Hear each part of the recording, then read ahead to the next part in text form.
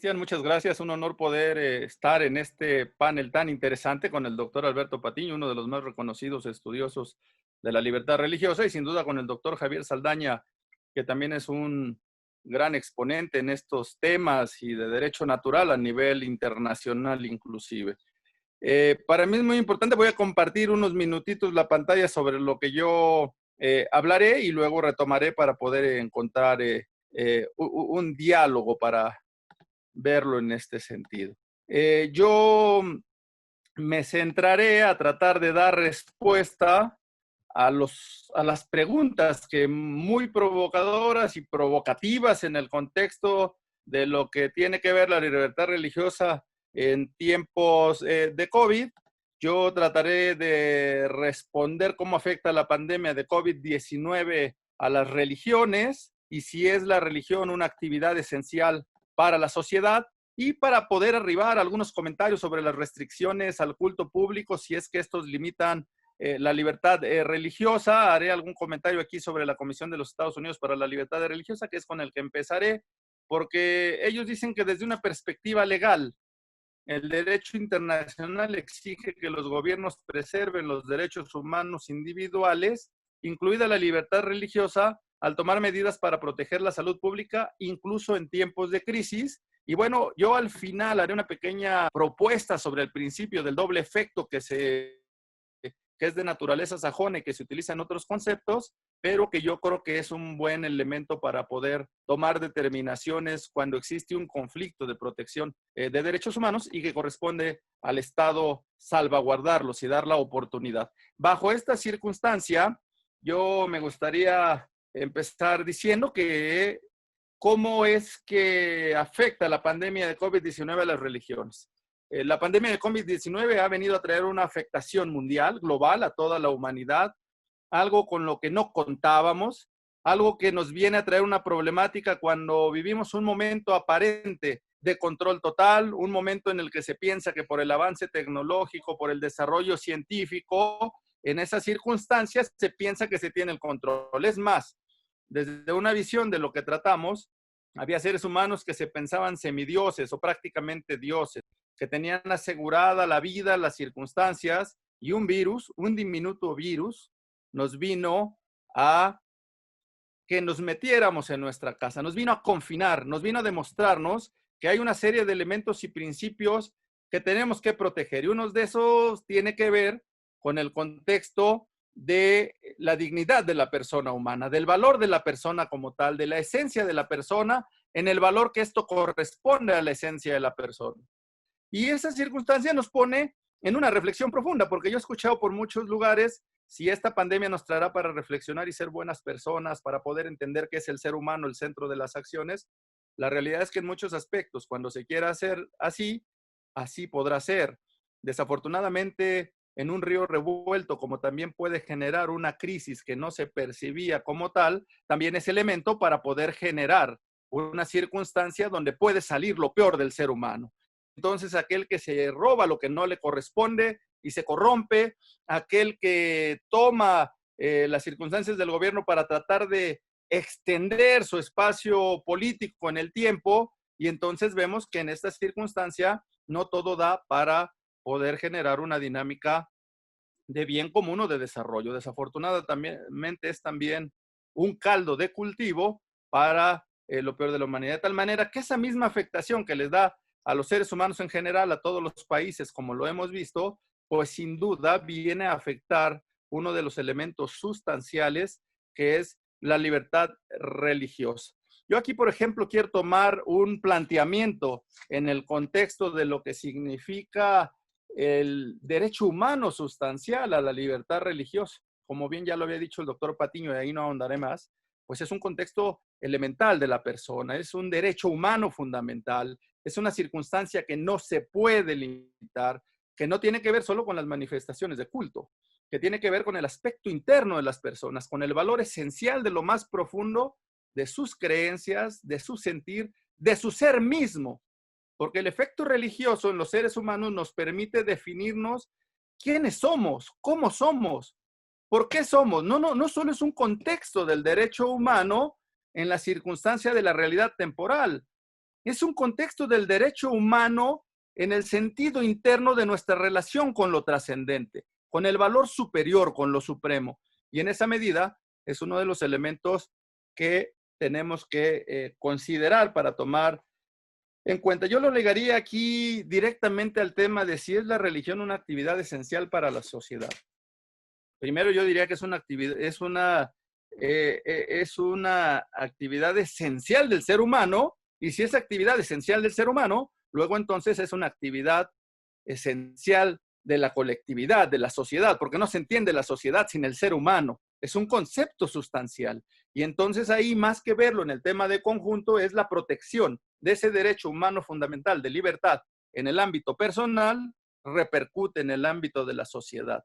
Que además en una circunstancia de pandemia, en una circunstancia de confinamiento, esa relación con lo trascendente y esa relación con lo superior es lo que permite de alguna manera tener esa posibilidad de desarrollo pleno del ser humano. Si eso se limita, si eso se controla, pues de alguna manera es como si nos cercenaran una parte de nosotros mismos, es como si nos hicieran una transformación de fondo para dejar de ser quienes somos. Sin duda, aquí se cruzan algunos elementos en cuanto al deber del propio Estado de realizar. Y a mí me gustaría retomar a razón de un libro que recientemente el doctor Javier Saldaña, que por cierto, muy interesante y un estudio introductorio de muy alta calidad sobre justo los derechos humanos, escrito por John Finnis. A mí me gusta mucho el contexto que rescata y él mismo realiza ahí en su estudio introductorio sobre el contexto de los bienes humanos básicos. Y yo quisiera rescatar ese contexto porque ahora este derecho humano fundamental de la libertad religiosa, entendido como un bien humano básico, que quiere decir que los derechos humanos encuentran su contenido en eso que se definen bienes humanos. No son concesiones legales,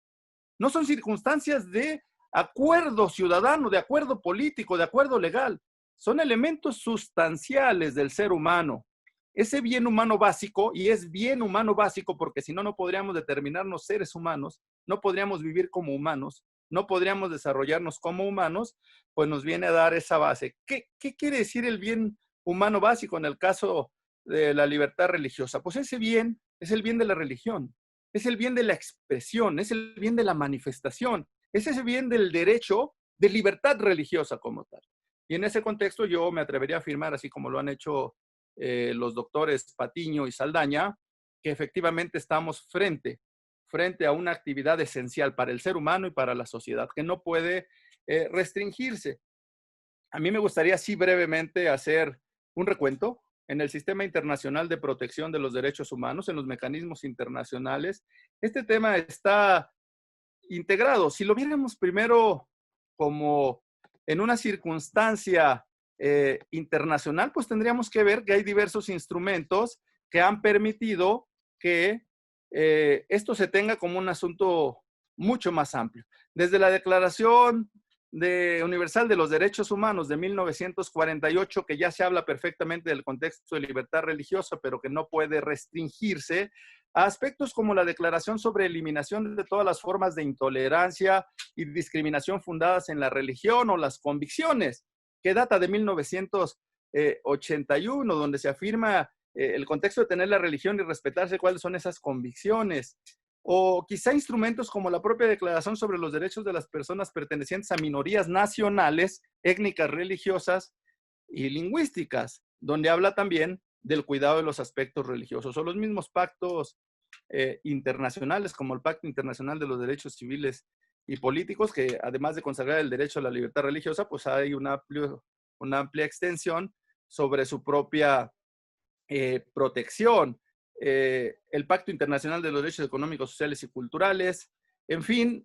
los convenios sin convenciones, inclusive, por ejemplo, fíjense en los convenios de Ginebra de 1949, un contexto que tiene que ver con elementos de guerra, donde se determina perfectamente que ni siquiera en tiempos de guerra se puede suspender el contexto de la libertad religiosa y todas sus expresiones. Expresiones tales como que los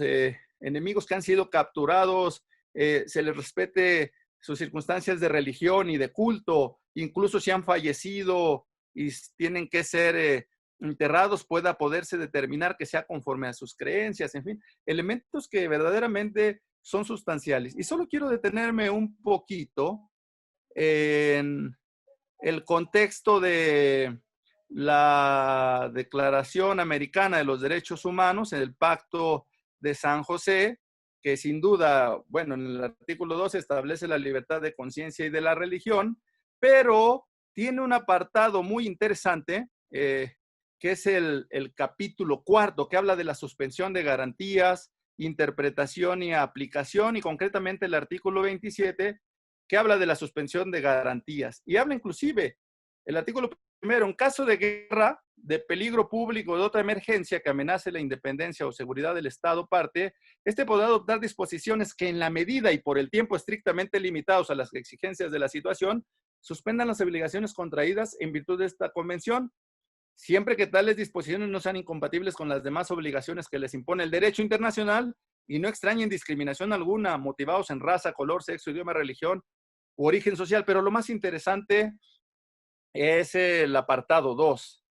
La disposición precedente no autoriza la suspensión de los derechos determinados en los siguientes artículos. Habla de diversos artículos y yo solo me centro que establece el 12, libertad de conciencia y religión. Luego entonces, el Sistema Internacional de Protección de Derechos Humanos Interamericano, regional, la Convención Americana,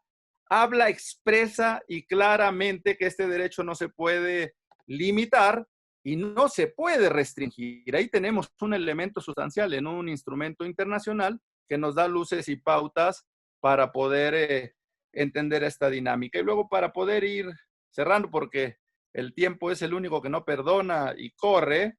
es si las restricciones al culto público limitan la libertad religiosa. Realmente en el caso de nuestro país es un tema, primero, de un extremo a otro.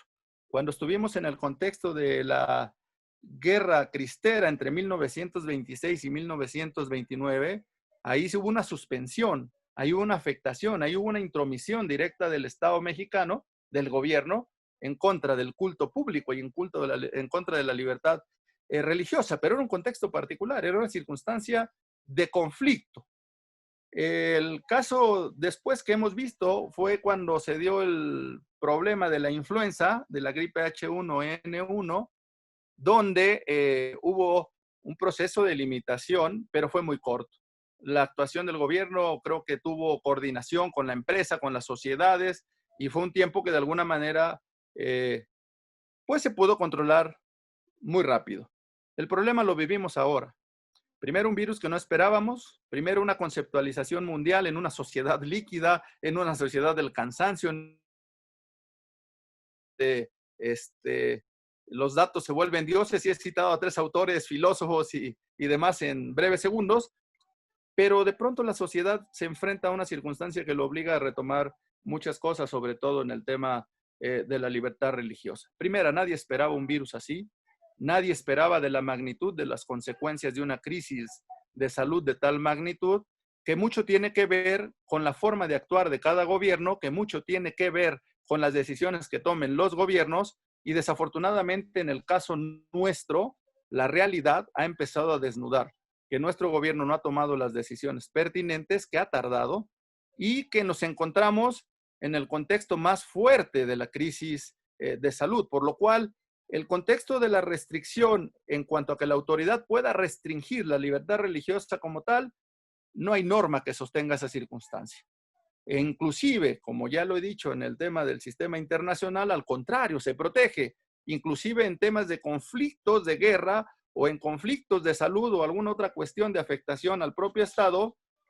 La libertad religiosa es un derecho que está plenamente garantizado, no podrá suspenderse según la propia Convención Americana de los Derechos Humanos, el Pacto de San José. Y luego en el contexto a mí me gustaría tocar que aquí viene un choque de derechos. Y entonces la autoridad tiene que entrar en una decisión, la autoridad, pero también los particulares. A ver, si los datos de la autoridad dicen que hemos pasado la curva que está domada, que está controlada, pero la curva que observamos con los propios datos de la autoridad dice que cada día hay más fallecimientos, que cada día hay más contagiados, entonces ahí surge una realidad que nos tiene que obligar a tomar una decisión. Los datos de la autoridad no son del todo fiables. Y no son del todo fiables porque una cosa dice el discurso y otra cosa dicen los hechos. Eso obliga a las autoridades religiosas porque en este momento no hay una restricción más que no se usen los espacios públicos, digamos que no hay una restricción específica de violación a la libertad religiosa en México porque la condicionante ha sido general. General en el sentido de los lugares que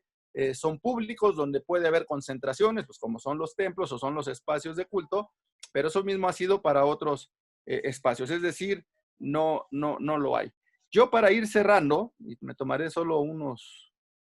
pocos segundos, ante todo eso nos encontramos en un regreso a la nueva normalidad. Una nueva normalidad que no está del todo definida, una nueva normalidad que pone en riesgo, sí, las libertades y la tentación de las autoridades para tener controles, pero que también obligan a los ciudadanos a actuar en consecuencia y actuar en un razonamiento de qué es lo que verdaderamente conviene, porque los dos derechos que aquí chocan son el derecho a la salud y el derecho a la libertad religiosa. Por eso decía yo que me gustaría cerrar con el contexto del principio del doble efecto, que al final de cuentas es un contexto que se ha utilizado para otras materias, que es un concepto referido al razonamiento jurídico sobre lo lícito, sobre la licitud o ilicitud, que genera un efecto bueno o malo. Bajo esa circunstancia, yo me atrevería a decir que hoy la autoridad se tendría que ceñir a este principio de doble efecto. Es el Estado que está obligado a garantizar los derechos humanos fundamentales. Y en este caso, por supuesto que debe de garantizar el derecho a la salud, pero tiene que buscar también garantizar los otros derechos, y entre ellos uno muy específico, que es el derecho de libertad religiosa. Este principio habla de un contexto de protección constitucional desde los derechos fundamentales, distinguir entre los efectos de una determinación contra otros elementos. Para cerrar, yo, igual que el doctor Patiño y que el doctor Saldaña, haría un exhorto para que la autoridad pudiera tomar la conciencia de que el derecho humano de libertad religiosa es un derecho humano fundamental, pero que es un derecho esencial del ser humano y un derecho esencial de la sociedad. Por lo tanto, en esa circunstancia, tendría que actuar en consecuencia. A la par del desarrollo de las propias actividades que tendrán que ir tomándose conforme a la normalidad,